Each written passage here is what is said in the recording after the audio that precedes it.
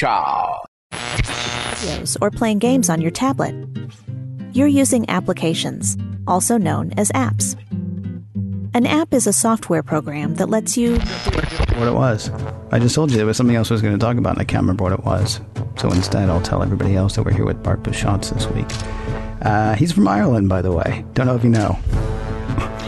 No, I just live here, Ken. I'm actually from Belgium. Belgium, man. Belgium. Are you actually from Belgium, or is your family from Belgium? No. My passport has a crown on it, and it says Gunning Connect Buttonbilly here. Okay. I think there might have been a problem on the line there, because I didn't understand a word you just said.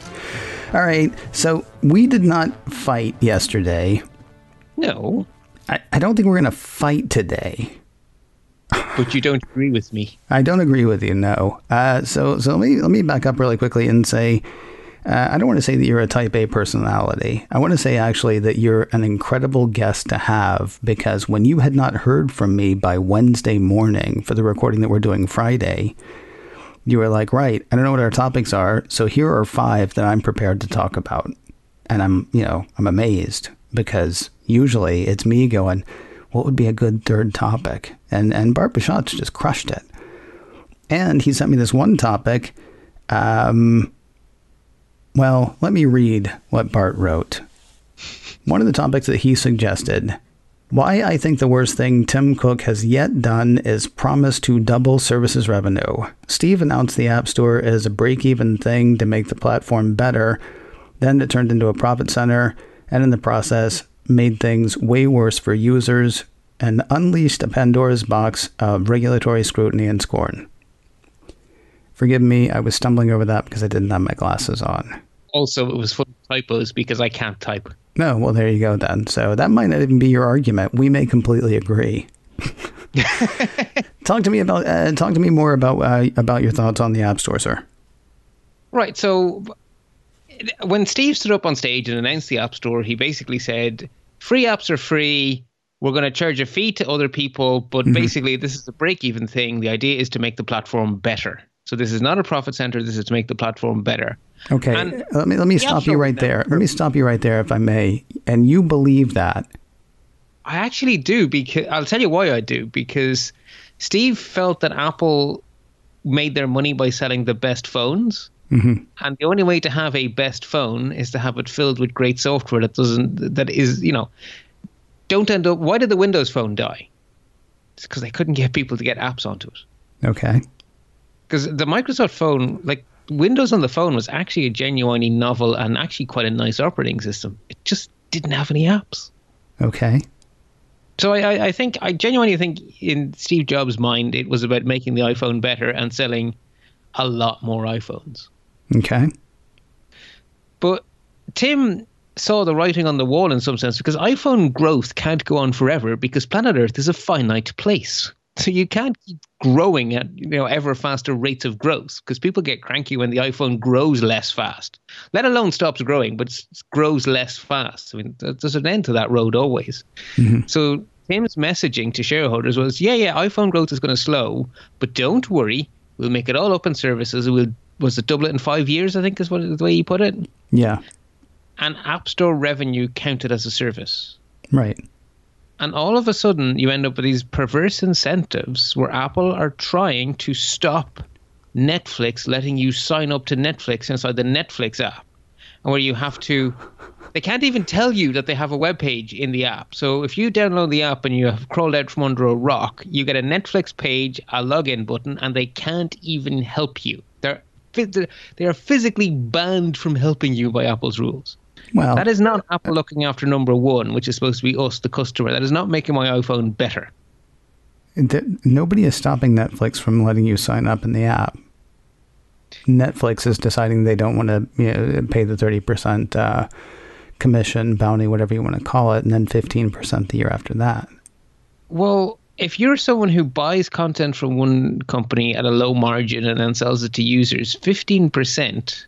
Mm-hmm. That, like Pandora, Netflix. I mean, Netflix is kind of an odd one because they have transitioned since they started from being someone who sells other people's content to a studio that makes amazing content and sells it. So I guess they're less exposed by the 15 or the 30% than they used to be. Mm-hmm. But Pandora, there's just no way that those services can. They don't get a 15% cut for themselves. Okay. So if Apple take 15% of less than 15%, I mean, there is literally nothing left. They would be loss making, and I don't think iPhone would be better if the only streaming music available was Apple's. Right. So they've just got and set up these incentives that make it worse for us, the user, which is already cranky inducing, right? A lot of the App Store stuff makes me quite cranky. But then you have the fact that it also makes Pandora and all these other companies cranky. And they then run away to their local legislators, whether that be the European Commission or the American Congress or the Federal Trade Commission or, well, no, it wouldn't be the Communication Commission, would get involved, just the FTC. And you end up with all these investigations everywhere, and you have Apple running the shop. They should police it. I mean, I love the walled garden. That's not a bug. That's a feature. Okay. But they're running the walled garden. They're charging everyone else 30/15%, and then they're also selling their own stuff to compete with them. And they're doing it as a profit center where they promise to double their profits in 5 years. And all of a sudden, everyone's saying this stinks awfully of antitrust, abusing a position of power, squashing the competition. If it just ran the shop to break even, it'd just vanish in a puff of... It just wouldn't be an issue anymore. All right, so yesterday you were saying that Apple should not make a phone that is easy for everybody to get into because eventually they can have used ones. And then I said, well, what about just, killing their profit margin on that? And you're like, well, no, just wait for the used one. But now you're saying that this shop that Apple still consistently runs, they should just run at break even and not get the profit margin that Apple is famous for, that Apple lives for, and that Wall Street dies for. Right, but Apple are famous for their margin on selling you their stuff, right? Well, Apple are an amazing stuff maker. They used to be. That's not all they are anymore, though. Okay, but they can also make their own original content and be amazing at that, we are discovering. Yes, that is true. I mean, and of course they should be charging you for their own stuff.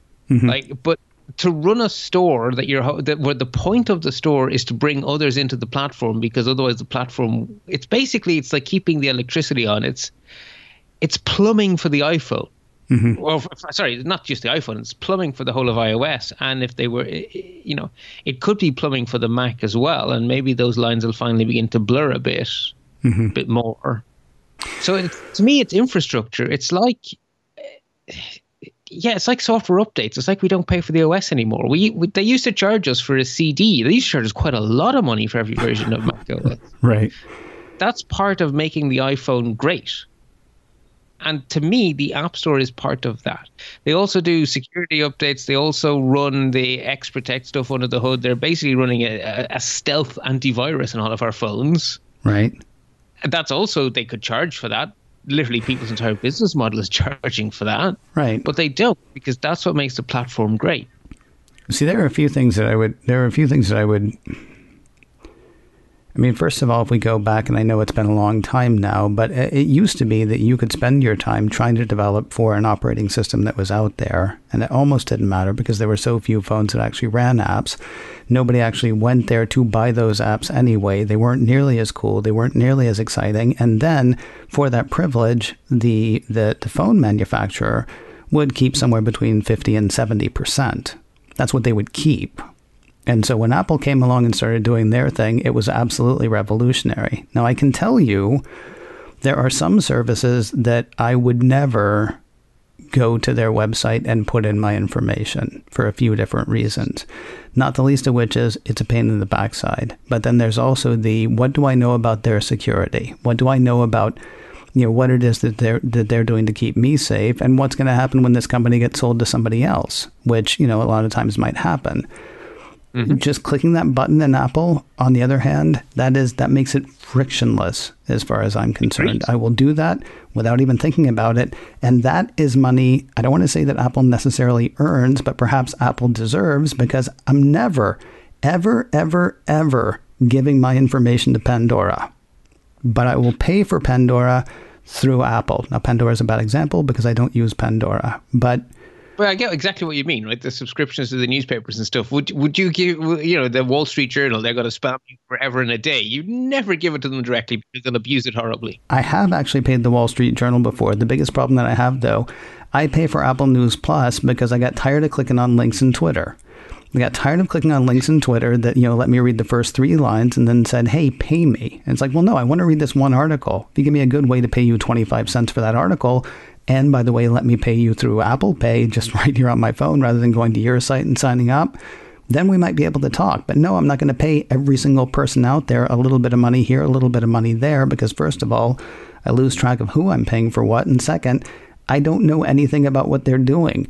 If Apple has a security breach and all of their payment information is lost, or my payment information is lost or stolen, I'm going to know that the day that happens. If the Sheboygan Times Gazette loses all their payment information or loses my payment information, I'm never going to know that until money starts coming out of my account. And I mean, there is so much that developers and services get for using that payment system, and I don't think they really sort of grok that, and I don't think that's worth nothing. In my argument, because I'm not making the argument from the developer's point of view, I'm making the argument from a user's point of view. Okay. What you've articulated there is all the reasons I, as a user, adore the App Store. Okay. And if Apple keep going the way they are, the European Commission is going to put an end to everything you've just described. Yeah, they're going to do that anyway, though. It's fine. I mean, it's going to end up in court. Right now, see, I'm very, what's the word I'm looking for? Pessimistic, jaded, suspect of anything happening in politics. It's easy right now to go after tech. It's easy and it's fun, and it gets you on the news. And every politician in every country is going after tech because for some reason, even though we love our phones and we love our computers, we're all willing to believe that tech is the bad guy.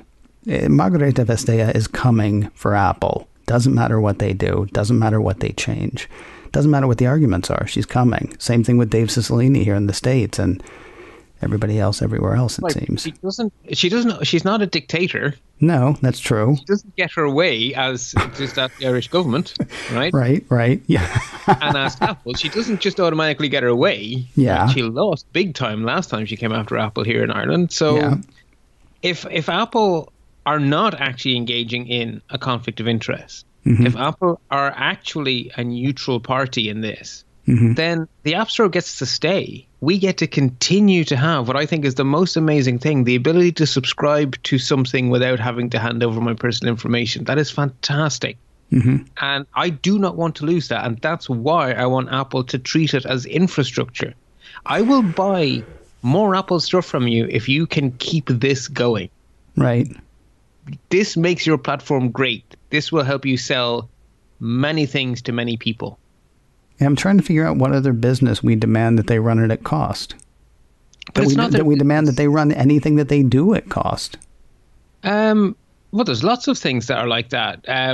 How many cell phone plans give you free SMS because they're charging you for the other things? Well, that's just a way. That's just a way, though, to keep you from going someplace else that won't charge you for SMS. Oh, that's part of the infrastructure. I mean, when I buy a car, I get support. Mm-hmm. That's infrastructure to make the thing go, right? But you're paying for that when you buy the car, though. That's what I'm saying. Right, I mean, exactly, Ken. Right? Bingo. Okay. The iPhone is not a cheap device. I have paid for the App Store when I bought the phone, when I bought the Mac. I don't want to go through my credit card history, but I have paid Apple a lot of money. Yeah, no, I understand that. I'm just not sure that... Yeah, okay. This might be like yesterday. But the thing is, Ken, it's always more fun to talk to people you don't agree with. Well, yeah, no, it's fine. It's just, I don't... Yeah, all right. And scene. And I don't think our topic tomorrow is going to be much of an easier one, because I didn't pick 5 gimme topics. No, I know. You didn't. But I'm making you do dinner party later this week, so it'll all even out. It's fine.